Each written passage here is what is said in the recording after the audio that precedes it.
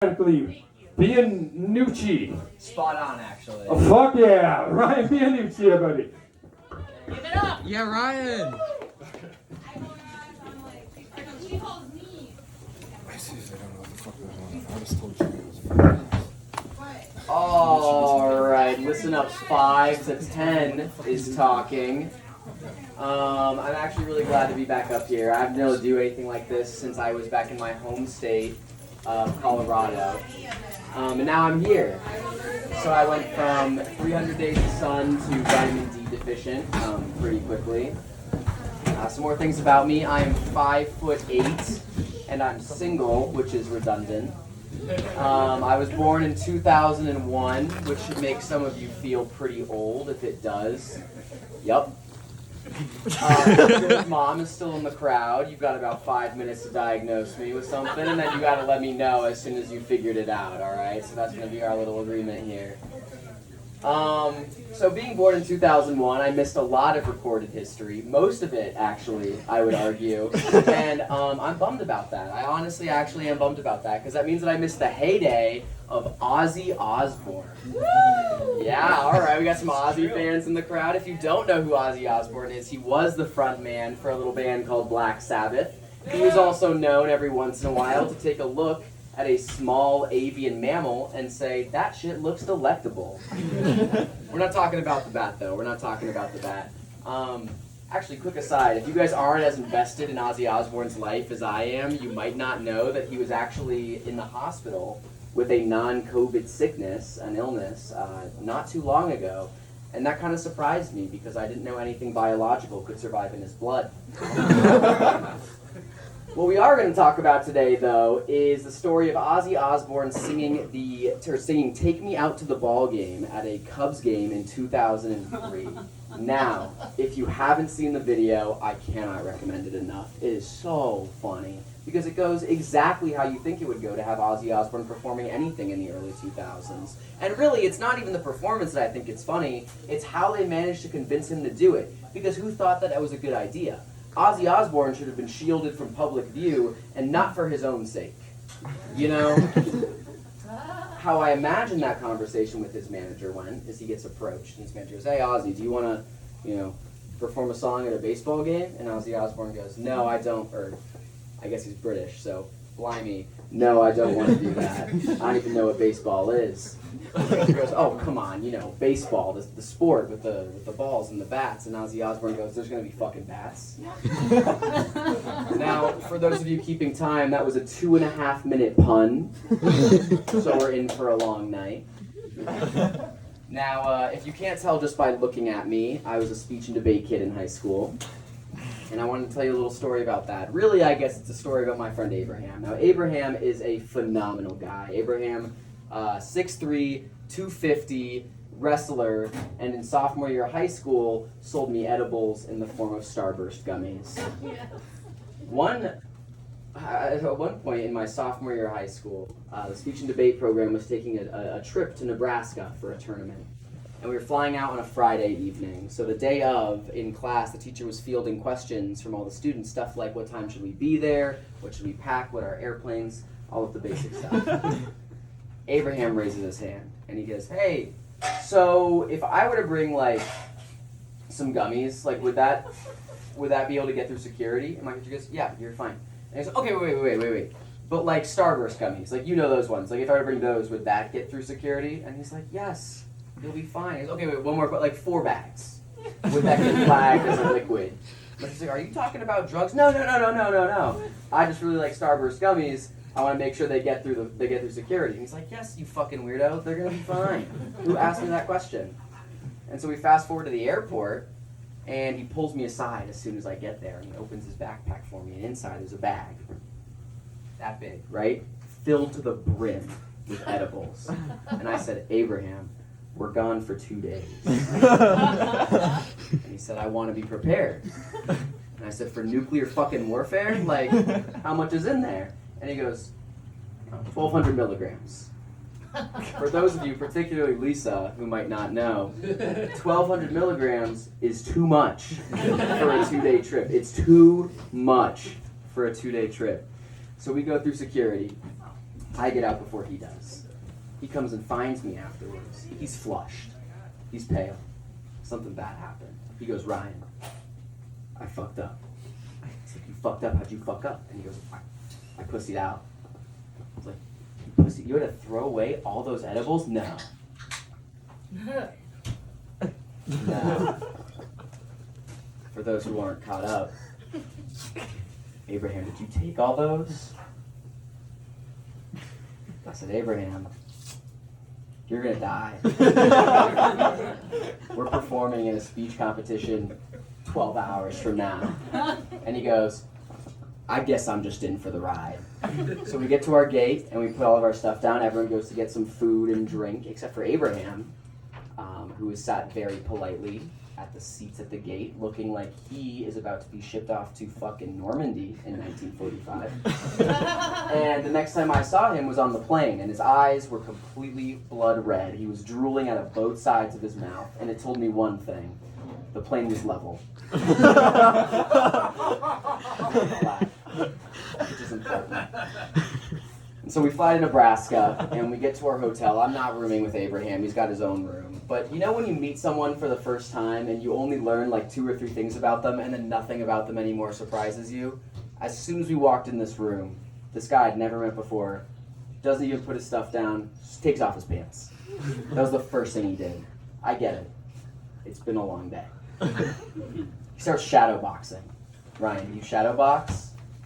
Nope. He goes, listen to Oasis? I was like, that makes sense. I was like, all of this is scanned so far. So next day comes and goes. I find Abraham again at 7 p.m., which is when he sobered up. It was at 7 p.m. the following day.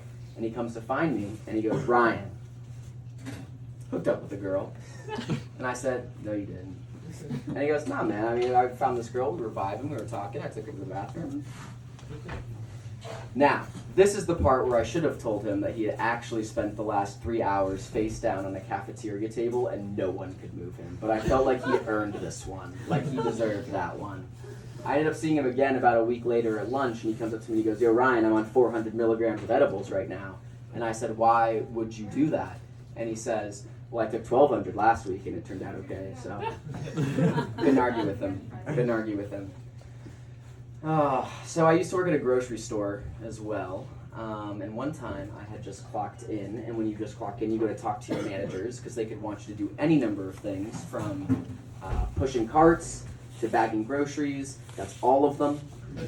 And as I was walking over, I see this old guy in my peripheral, and he's kind of eyeing me down, and as I walk past him, he jumps into my way too spry for someone his age. And let me describe this guy to you. He was old as shit, shorter than I am, had the wrinkliest forehead you've ever seen in your life. And when he spoke, it was this kind of crotchety, raspy. Here, put it this way. When he spoke, you could tell he was a hard R kind of guy. And so he comes up to me and he looks me up and down and he settles on my name tag and he goes, Ryan? Yes, sir. How can I help you? You still in school, Ryan? I was like, I actually just got out for the summer. No. Are you in school? Like enrolled? Yeah. And he goes, good. You stay in school, Ryan, because education, it opens up a whole world of opportunity that you never knew existed. And I'm like, fucking thanks, Obi-Wan Kenobi.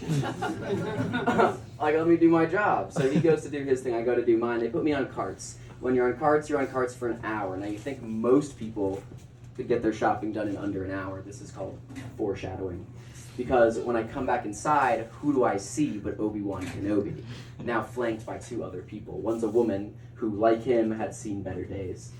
And another old man who was probably the same age, but in way better shape.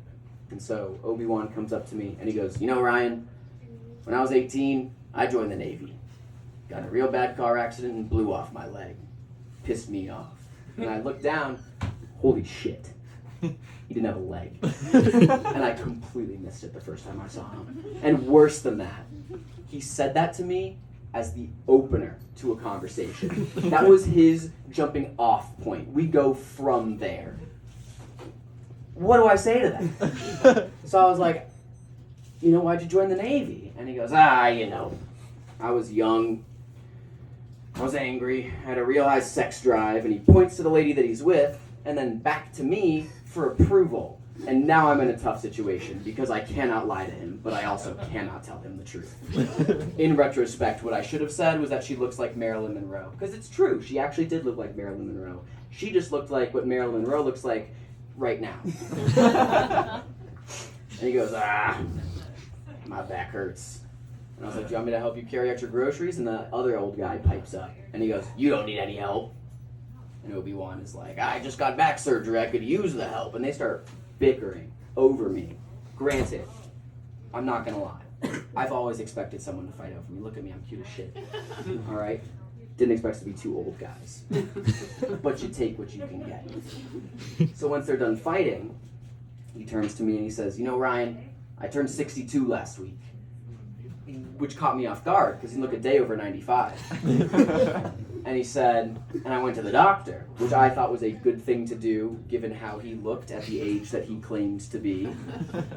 And the doctor said to me, Obi-Wan, you gotta stop masturbating. Which isn't what I wanted to hear. It just wasn't. But here's the thing. I know a lot of jokes. I tell a lot of jokes. I know most jokes. I recognized that this was a joke. I wanted Obi-Wan to know that I knew that that was a joke. So I had a lot of options, and I had very little time to choose between them, which is why I chose the worst option, which was to finish his joke for him. So our interaction went a little something like this, where he goes, Obi-Wan, you gotta stop masturbating. I said, why? He starts walking away. I go, because I'm trying to examine you. And he's like, Ryan! And I was like, Obi-Wan! And I never saw him again, probably because he died in the parking lot. But I miss that guy. You know, one other time, the only other funny story I've got from it is I was out on the side of the building where the cameras don't quite reach. And I know that because I was out there on my phone all the time. When I walked out there, I see a dude sitting on the curb with a whole handle of vodka in one hand and a lit joint in the other. And in my 20 years on this earth, I've learned when you see someone like that, you indulge them. Always, always, always. So I'm trying to think of a way to strike up a conversation with this guy when he turns to me and he says, just got my first job. And I was like, no way, congrats, where are you working? And he goes, you know Anschutz Medical Campus? And I said, as a doctor? Even though I knew goddamn well what his answer was gonna be. And he goes, no, I'm just the guy who brings the food. How much you make here?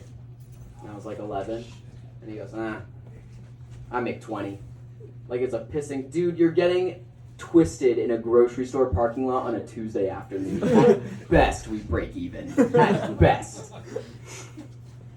And he goes, you know, there's some cute girls down at the medical campus. And I was like, oh? And he goes, yeah, you want some names? And I was like, yes, of course I want names. Why else would I be here if I didn't want you to tell me the names of the cute girls at the medical campus? And he goes, well, there's Miranda on the 2nd floor, and she's pretty cute. And there's Sasha on the 4th floor, and I think you two would get along. And then there's Sandra, like he's expecting me to go down to the medical campus and run a train on the women who work there.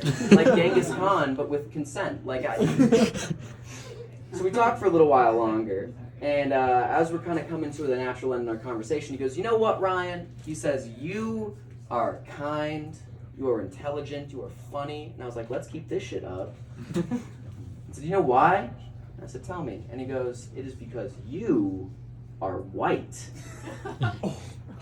We had a really good thing going where I would just ask questions about his job and he'd shower me with compliments. So I'm looking for a way to get out of it. So I called him a honky and got the fuck out of there. All right, that's my time. Thank you, guys.